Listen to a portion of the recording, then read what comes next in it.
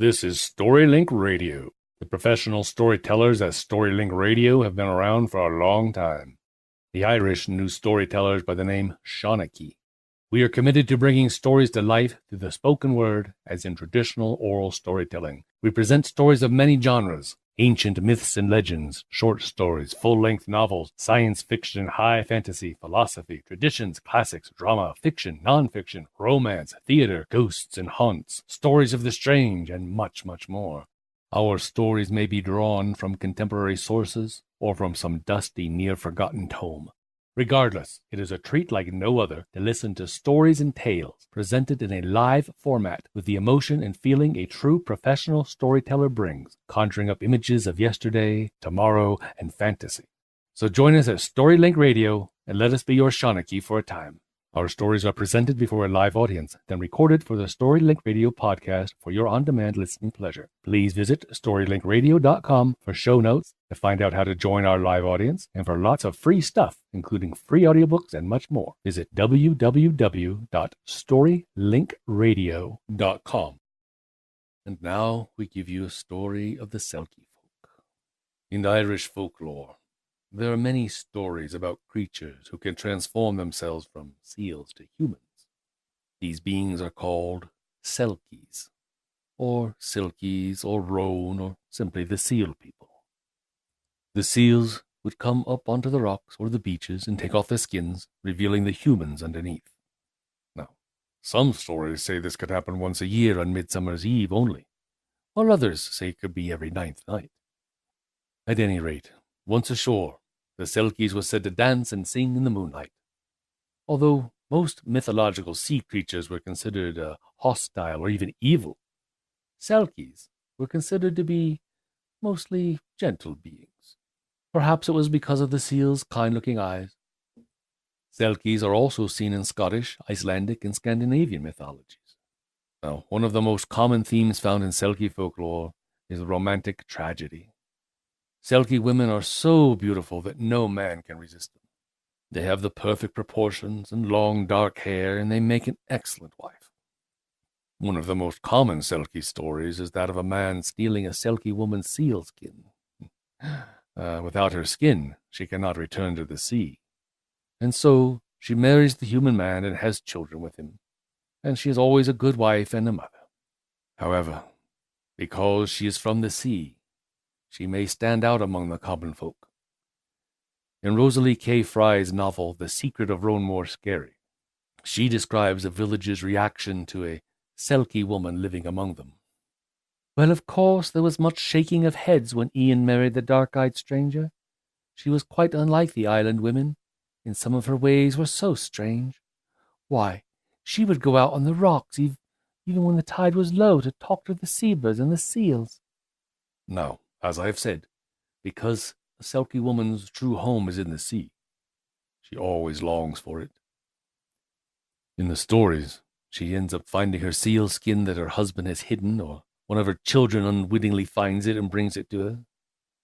According to legend, once a Selkie finds her skin again, neither chains of steel nor chains of love can keep her from the sea, as is said in the movie The Secret of Roan. And so, our Selkie woman will return to the ocean, leaving her children behind with their grief-stricken father. Though, in some stories anyway, she is seen again visiting her children and playing with them in the waves. Now, male Selkies are described as being very handsome in their human form and having great seductive powers over human women. They typically seek those who are dissatisfied with their lives, shall we say, such as married women waiting for their fishermen husbands to return home. If a woman wishes to make contact with a Selkie male, she must shed 7 tears into the sea at the peak of high tide. The Selkie man will then come ashore, remove his seal skin to assume his human appearance, and, well, it's up to the woman to proceed from there. I would like now to share with you a traditional story of the Selkies.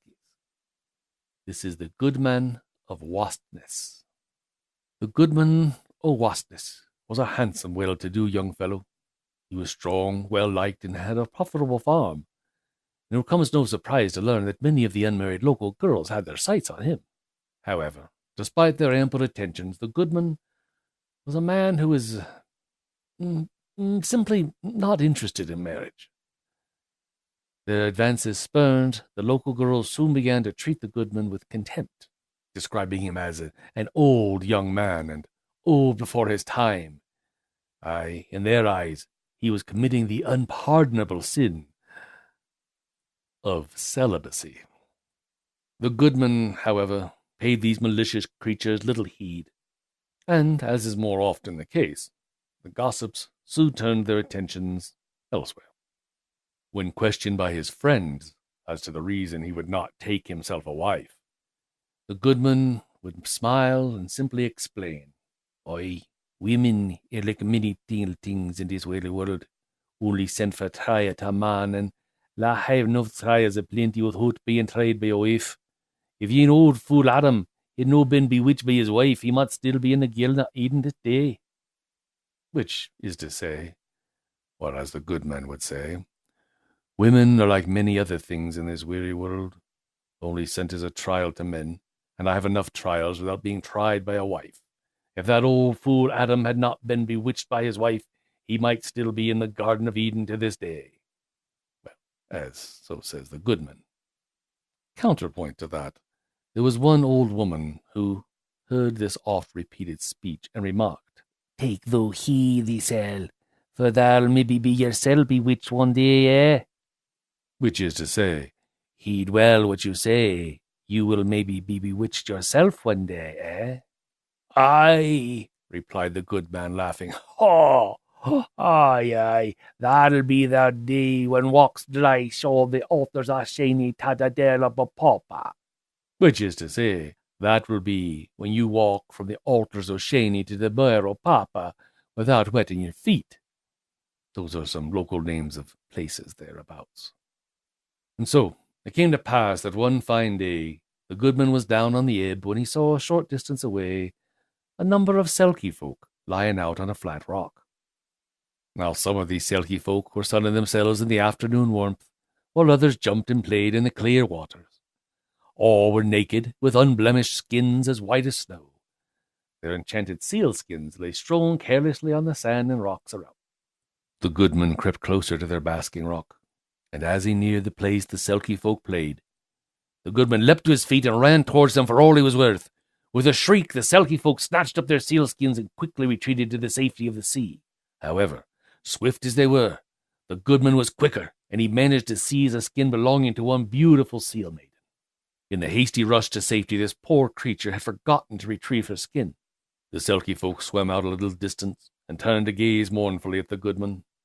He stared back and realized that all, save one, had taken the shape of seals again. Grinning, he put the captured sealskin under his arm, and whistling a merry tune, he set out for home. Now, no sooner had he left the ebb than he heard the most mournful and sorrowful wailing and weeping coming from behind him. And turning about, he saw a fair woman following him. Oy, she was the most pitiful sight, sobbing and howling in grief. She held her arms out and pled to have her skin returned.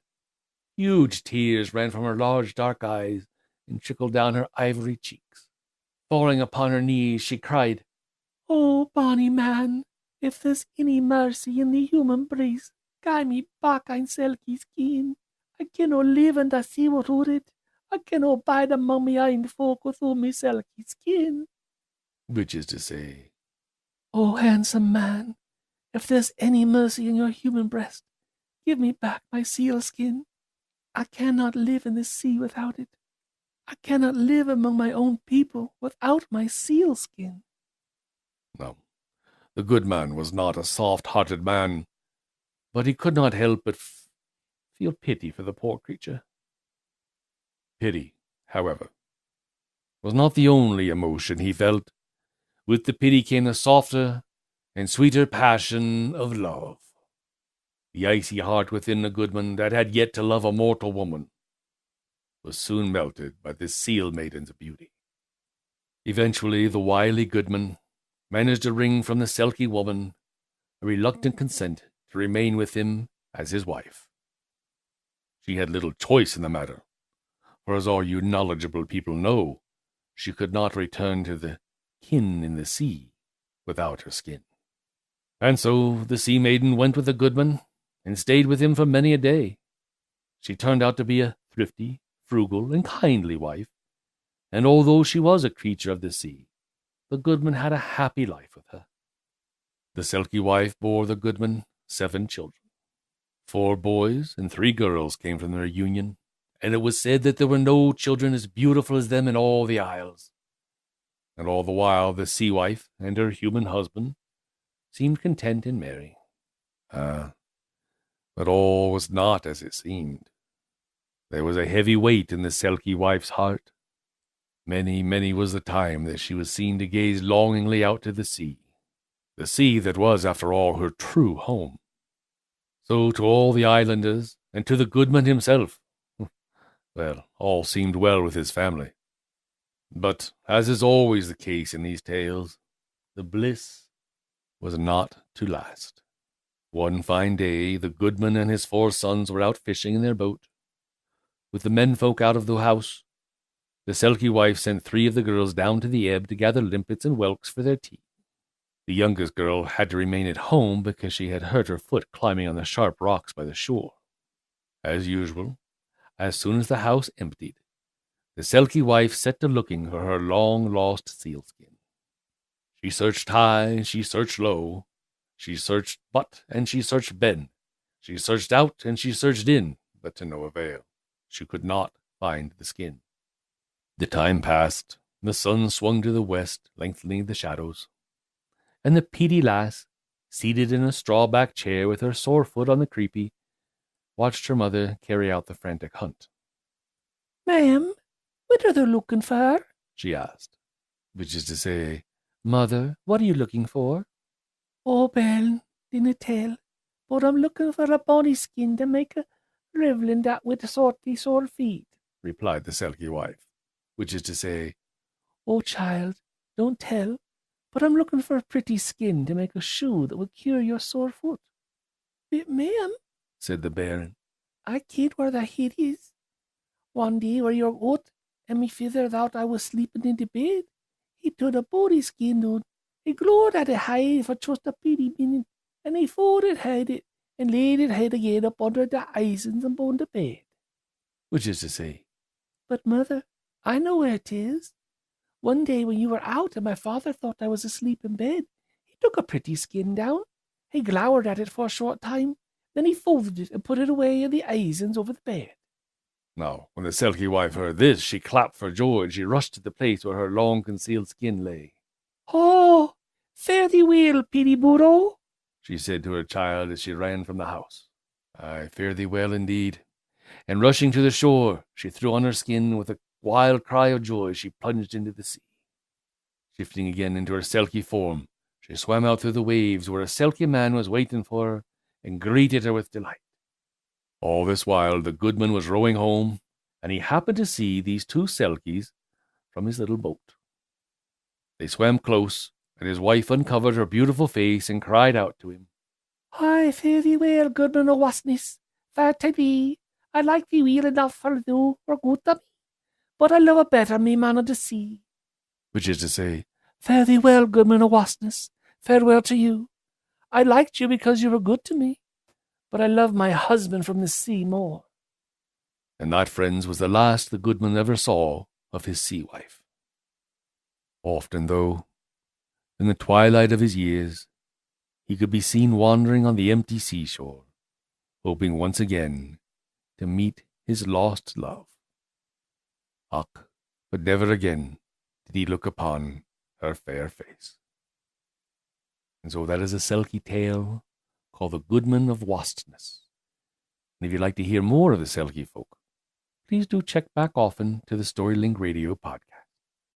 Thank you for listening to StoryLink Radio. If you like what you've just heard, we hope you will subscribe to our podcast and pass along our web address, www.storylinkradio.com. Be sure to visit our website for show notes, to find out how to join our live audience, and for lots of free stuff, including free audiobooks and much more. Join us next time for another story from StoryLink Radio.